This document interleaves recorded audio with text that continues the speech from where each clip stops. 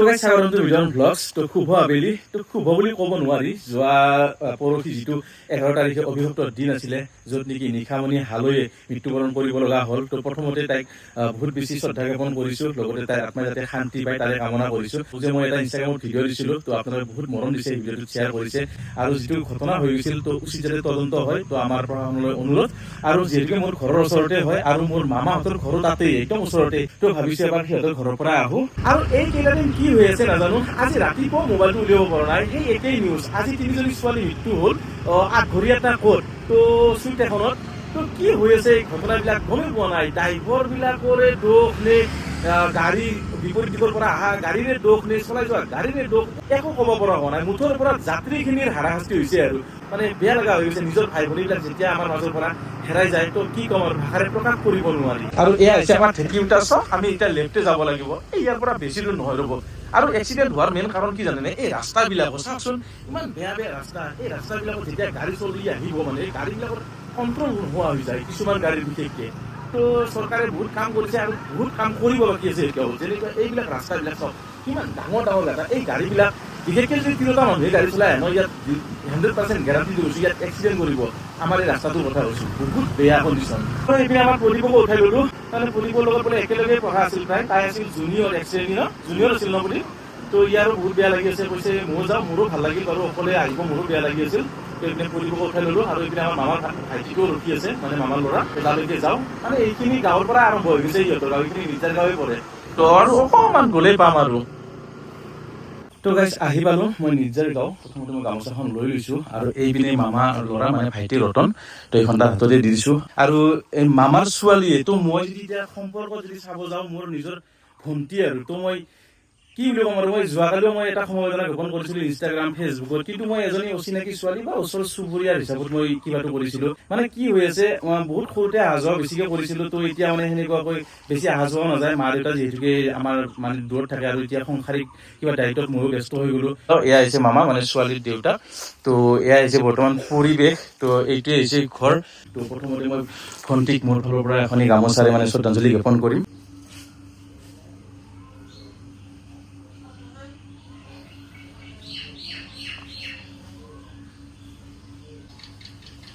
তো বাকী যি নহওক বাৰু, তো এটা প্ৰণাম কৰিলোঁ আৰু এটাই প্ৰাৰ্থনা কৰিছোঁ ভগৱানৰ ওচৰত, যাতে তাই শান্তিত থাকক, আত্মাই যাতে শান্তি পায়। তো এয়া মামা, আৰু এইপিনে আছিলে এইটোৱে ঘৰ, মই যোৱাকালিও ভিডিঅ'ত দেখা পালোঁ। তো এই মামা ঘৰটো তাই বনাইছিল না তোমাৰো অৱদান আছে ইয়াতে? তাৰমানে আচলতে এই ঘৰটো চৰকাৰৰ পৰা অলপ ধন পাইছিল। হয়। বাকী চৰকাৰৰ ধৰণী নাথাই, বাকী বাকীখিনি চব তাই কৰিছিল।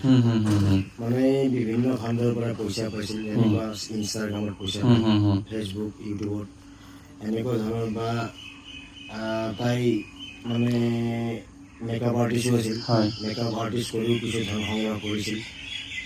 এনেকৈ মানে মূল উপাৰ্জনৰ পথটো বাছি লৈছিল তাই। কথা হ'ল এতিয়া তাই অবিহনে আমি আমাৰ এই ঘৰখন শূন্যতা অনুভৱ কৰিছোঁ। সকলোতকৈ মোৰ আজি এটাই গৌৰৱ অনুভৱ হৈছে, আজি আমাৰ মৰমৰ হিয়াৰ আমঠু বুলি ক'ব লাগিব মোৰ ছোৱালী নিশামণি হালৈ। তো এই ৰুমটোতে আছিলে তাই, আৰু ইয়াৰ পৰিয়ালৰ মানুহবিলাক সকলোৱে দুখতে আছে এতিয়াও। তো এইটোতো আৰু মানে এনেকুৱা অৱস্থা বৰ্তমান। তো ঘৰৰ ভিতৰত সোমাই আহিলোঁ। তো এইফালে আইতাজনী, তো আইতাজনী এতিয়াও মানে পুৰা অচেতন হৈ আছে, মাথা চাথা পানী দিব লগা হৈ গৈছে, বিচিব লগা হৈ গৈছে। আৰু মই দেখাই দিছোঁ, এই যে জাপিবিলাক দেখা পাইছে, এই মেডেলবিলাক, এই পদকবিলাক, এইবিলাক চব নামত পাইছিলে। এইবিলাক চব কিমান আছে, আৰু এনেকুৱা বহুত ভৰ্তি হৈ আছে। তো ইফালে আৰু এটা ৰুম দেখাই দিছোঁ, ইয়াতো ঘৰতে মানে গোটেই এনেকুৱা হৈ আছে। ইয়াৰ মামী, ছোৱালীৰ মাক, তো মোৰ মামীয়ে হয়। তো ইফালে চব এনেকুৱা অৱস্থাত বৰ্তমান। আৰু এয়া আছে ছোৱালীৰ দাদা। তো মই এইখিনিতে এটা কথা ক'ম, যদিও মই ভিডিঅ'টো বনাই আছোঁ, মই এটা অনুৰোধ কৰিম।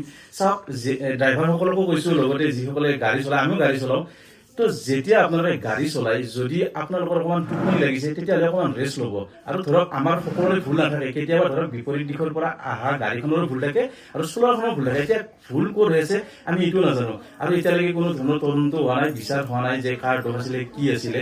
কিন্তু এটাই ৰিকুৱেষ্ট কৰিম, কাৰণ ড্ৰাইভাৰসকলক ভৰসা কৰিয়ে সেই যাত্ৰাটোত বহুত যাত্ৰী যাত্ৰা কৰে। তো সেই যাত্ৰীবিলাকৰ ঘৰত কোনোবা মাক, কোনোবা দেউতাক, কোনোবা বায়েক, কোনোবা ভনীয়েক, কোনোবা আইতা ককা এনেকুৱাকৈ বহুতে ৰখি থাকে পৰিয়ালটো। তো গোটেই যাত্ৰীবিলাকৰ দায়িত্বটো এজন ড্ৰাইভাৰৰ ওপৰতে গোটেই সমৰ্পণ। তো গতিকে আপোনালোকে প্লিজ গাড়ী চলাওঁতে অকণমান সাৱধানে চলাব। লগতে কেতিয়াও যাতে ড্ৰিংক এণ্ড ড্ৰাইভ নকৰিব, কেতিয়াও মানে খুৰামুক্ত অৱস্থাত গাড়ী নচলাব। আপোনালোকে ৰখক, যদি আপোনালোকৰ টোপনি লাগিছে আপোনালোকে ৰখক, কাৰণ এইটো হৈছে বিহুৰ ছিজন। তো বিহুৰ ছিজনত হয়তো আপোনালোকৰ গাড়ী চলাই ভাগৰ লাগিব পাৰে অকণমান। তো আপোনালোকে অকণমান ৰেষ্ট লওক, আৰু যদি আপোনালোকে ৰেষ্ট ল'ব নোৱাৰে আপোনালোকে এজন আৰু এজন ড্ৰাইভাৰ ল'ব লগত, কাৰণ দুজনকৈ ড্ৰাইভাৰ ৰাখিব। কাৰণ আপোনালোকে বেলেগৰ ধৰক কিছুমান ছোৱালী লৈ গৈছে, কাৰোবাৰ কিবা ল'ৰা লৈ গৈছে, তো সেই যাত্ৰীবিলাক আপোনালোকে লৈ কিনে ইমান ৰিস্ক নল'ব কেতিয়াও। মামা মই কি বেয়া কৈছে নেকি এই কথাষাৰ? গতিকে মই এইটোৱেই মানে অসম চৰকাৰক অনুৰোধ কৰিছোঁ, যাতে বহাগৰ মাহটোত মানে বিহু পৰিৱেশন কৰা বিহু দলবিলাকৰ কথা কৈছোঁ, বিহু দলবিলাকক এটা টাইম ধৰি দিব লাগে। পাৰিলে মুকলি বিহু আচলতে আগৰ দিনত হৈছিল, এতিয়া ৰাতি পাতিছে। এইটো একাংশ কমিটিৰ মানে মতবলত এইবিলাক হৈছে। গতিকে আমাৰ দিনততো আমি ফিল্ডত মুকলি বিহু চাইছিলোঁ, দিনত চাইছিলোঁ। গতিকে দিনতে বিহু পাতক, যাতে মোৰ নিচিনাকৈ আন পৰিয়ালবিলাকৰ দেউতাকৰ বুকু সোধা নহয়। আজি মই মোৰ ছোৱালীজনী নোহোৱা হোৱাত মই যিমান কষ্ট পাইছোঁ, যাতে আৰু আন বেলেগে এনেকৈ কষ্ট নাপায়, এইখিনি মোৰ ক'ব লগা। তো এইপিনে মাকে শুই আছে বাৰু, অচেতন হৈ আছে। ইফালে ককাই তো ক'ব পৰা পৰিস্থিতি নাই। মই কিবা ক'ব নেকি সুধিছিলোঁ, কিবা সেই আছে নেকি মনত, কিবা থাকিব পাৰে, ক্ষোভ থাকিব পাৰে, কিবা যদি আছে কৈ দিয়ক, কিন্তু ক'ব পৰা পৰিৱেশ নাই। তো ময়ো এইটো ইয়াতে নাথাকোঁ, থকাৰ পৰিৱেশ নাই, মোৰো নিজৰে বেয়া লাগি গৈছে, কাৰণ এনেকুৱা পৰিৱেশ এটাত থকাৰ ধৈৰ্য মোৰো নাই। তথাপিও ধৰক তাইৰো কিছুমান এনেকুৱা ইচ্ছা আছিল, চাওক তাইৰ ইচ্ছাবিলাক মানে উঠি আহিছিল, নুঠোতে মানে ফুলি নুঠোতে মানে মৰহি যোৱা নিচিনা। তো সেনেকুৱা বুলি ক'ব লাগিব, কাৰণ নাম এটা লৈছিলহে মাত্ৰ ছ'চিয়েল মিডিয়াতে হওক বা যিকোনো হেৰিতে হওক, কিন্তু ভালকৈ কিবা কৰিবই নাপালে। তথাপিও মই সমগ্ৰ অসমবাসীকে এটা ধন্যবাদ দিব লাগিব, কাৰণ যিটো ঘটনা হৈ গ'ল সকলোৱে ইমান ছ'চিয়েল মিডিয়াত শ্বেয়াৰ কৰিছে, মুখ্যমন্ত্ৰী মহোদয় লগতে আৰু যিমান আমাৰ কলা কুশলী শিল্পী তথা যিমান সমাজ আছে গোটেই সমাজে শ্ৰদ্ধাঞ্জলি জ্ঞাপন কৰিছে। এইটো মানিব লাগিব, সকলোকে ধন্যবাদ দিব লাগিব। মামা এটা কথা সুধো তোমাক মই, ধৰা মাইনাটো গুচিয়ে গ'ল, আমাক এৰি সকলোকে এৰি কোনোবাই গুচি গ'ল। তো তাইৰতো এটা ইচ্ছা আছিল, যে এনেকুৱা এটা ইচ্ছা আছিল যিটো মৃত্যুৰ পিছত আমি তাইৰ সেইটো পূৰণ কৰিব পাৰোঁ নেকি, এনেকুৱা কিবা আশা আছিল নে তাইৰ?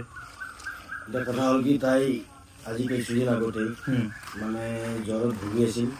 তাৰোপৰি আমাৰ এসপ্তাহ আগত নাম আছিল, নামৰ কাৰণে তুৰন্ত মই মেডিকেল লৈ গৈছিলোঁ তাইক। যাওঁতে আমাৰ যিটো পথ আছিল, এইটো ৰাস্তা আগফালে যিটো পথ আছিল, সেই পথটোত মানে তাই বহুত বিৰক্ত হৈছিল। মনত কৈ আছিল, যদি মই নাম ভালকৈ গাব পাৰোঁ, অহা বছৰ মই মন্ত্ৰী MLA বিধায়কক ভৰিত ধৰি হ'লেও এই ৰাস্তাটো পকীকৰণ কৰাৰ কাৰণে ব্যৱস্থা ল'ম, আৰু পাৰিলে মই মোৰ নামতে নামকৰণ কৰিম বুলি কৈছিল। কিন্তু আজি একেবাৰে সুখৰ বিষয়, যি BPF চৰকাৰৰ মানে আমাৰ শুক্লাই চেৰফাঙৰ গণেশ কছাৰী ছাৰে ইতিমধ্যেই নিশামণি হালৈৰ নামত এই পথটো নামকৰণ কৰিম বুলি প্ৰতিশ্ৰুতি দিছে।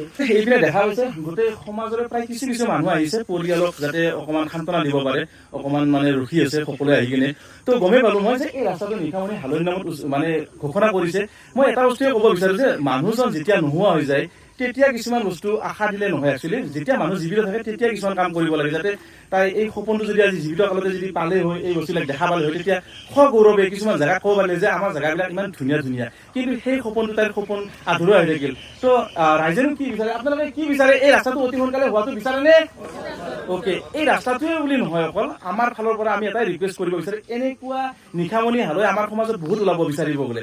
আৰু লগতে এনেকুৱা ৰাস্তা অসমৰ চুকে কোণে কথা ক'ব নাযাওঁ, তামোলপুৰত যদি চুকে কোণে চাব যাওঁ, তো মেইন ৰাস্তাকেইটাৰ বাহিৰে তামোলপুৰৰ এনেকুৱা ভিতৰুৱা অঞ্চল বহুত আছে, য'ত আপুনি খোজ দি যাব নোৱাৰে, এটা ডেলিভাৰী পেচেণ্ট নিব নোৱাৰে। তো সেইবিলাকৰ ৰাস্তাত সেই মানুহবিলাকে কেনেকুৱা হিচাপত চলি আছে, সেই যিবিলাক ভুক্তভোগী মানুহ সেইসকলেহে জানে। তো এই কি বুলি কয়, বৰষুণ যোৱাৰ পিছত জাপি বিচাৰিলে নহ'ব, বৰষুণ নোযোৱাৰ আগতে জাপিটো বিচাৰক, আৰু ৰাস্তাবিলাকৰ অলপমান চাব আপোনালোকে, যিসকলে চৰকাৰে দায়িত্ব দিছে ৰাস্তাবিলাক ঠিক কৰিব লাগে বা যেনেকুৱা মানে বস্তুবিলাক, সেইবিলাক অকণমান চালে মানে ৰাইজবিলাকে ভাল পায় আৰু। তো এইটো এটা জাষ্ট উদাহৰণে।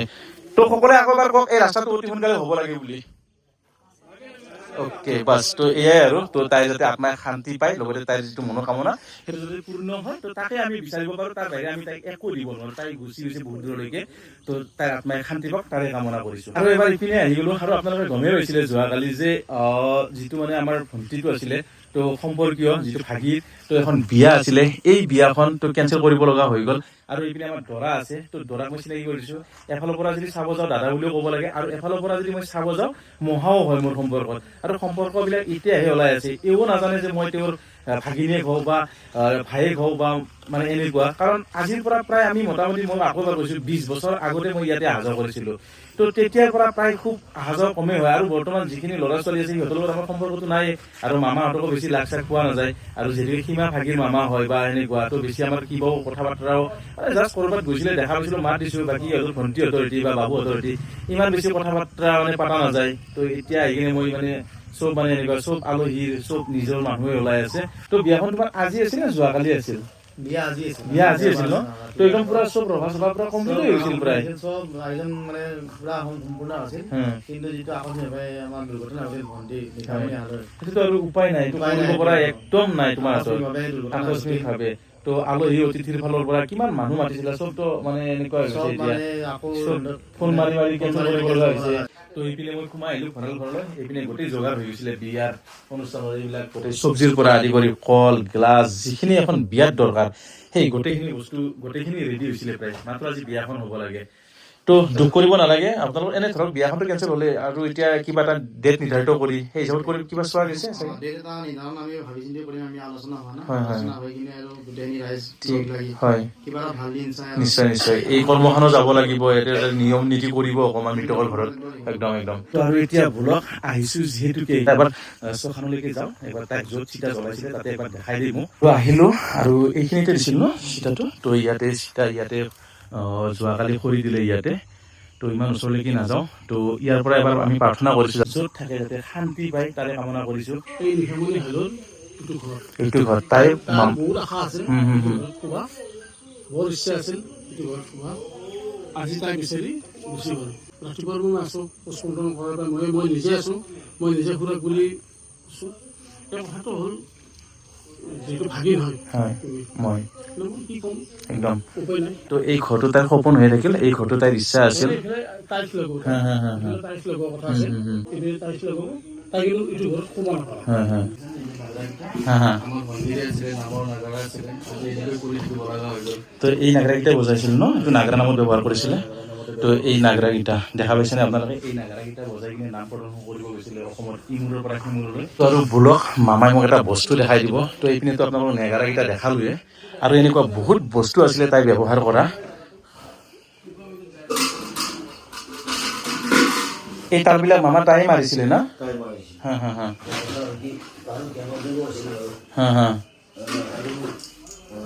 তাৰ তলতো আছে চাৰিওপিনে যদি চাব যাওঁ গোটেই ঘৰটোত মাত্ৰ আপোনাৰ সংস্কৃতিৰ লগত জড়িত বস্তুবিলাকে আছে ডাঙৰ তাল তাই যি বাৰপৰ তাল বজাই আছিল বাৰপৰ তাল সৰু সেইকাৰণে তাক ডাঙৰ তাল লাগে মোক কৈছিল যে মোক ডাঙৰ চাইজৰ তাল নেকি তো এইযোৰা 16 তাল হয় গতিকে এইযোৰা তালেদি তাই নাম থৈছিল নাম থৈ ঘূৰাওঁতে সৰু তাল ব্যৱহাৰ কৰে মাতো থোৱাৰ সময়ত তাই এইযোৰা বজাইছিল গতিকে মানে কি ক'ম আৰু ভাষা নাই এজন দেউতাকে আৰু কি ক'ব দিয়কচোন মোক মনৰ যিখিনি দুখ যিখিনি ক'ব লগা বস্তু সেইখিনি কৈ আছে দেখাব লগাখিনি মনৰ অন্তৰৰ পৰা দেখাই আছে এই বস্তুবিলাক তাই ব্যৱহাৰ কৰিছিলে আৰু আপোনালোকে যদি তাইৰ নাম চাইছিলে কেতিয়াবা তো দেখিছিলে তাই তাল বজোৱা এই কেইযোৰে তাল এইবিলাক বজাইছিল নামৰ পইচা এই ড্ৰেছিংখন ন তো এই ড্ৰেছিংখনৰ কেইদিনমান আগতে নামৰ পইচাৰে কিনিছিলে তাই আৰু বহুত আছিল সপোন গমে পালে আপোনালোকৰ সপোনবিলাক তো সেইবিলাক পূৰণ নহ'ল তো